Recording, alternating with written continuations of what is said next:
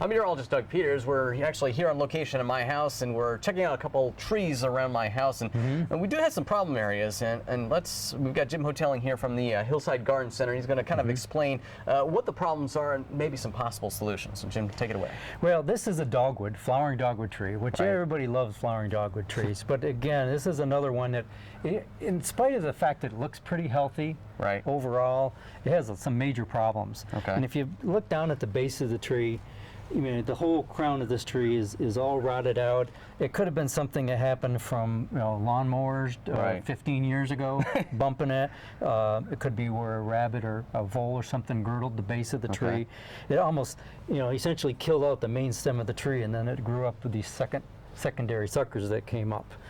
Okay, so when the main trunk or the main crown of the plant is that damaged, it doesn't bode well for the tree in the long term.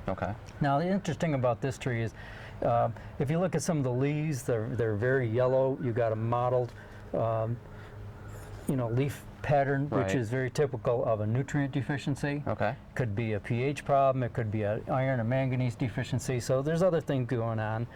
And the other interesting thing about the dogwoods, they are susceptible to anthracnose disease, which is damaging a lot of the native dogwoods around the Northeast and East Coast.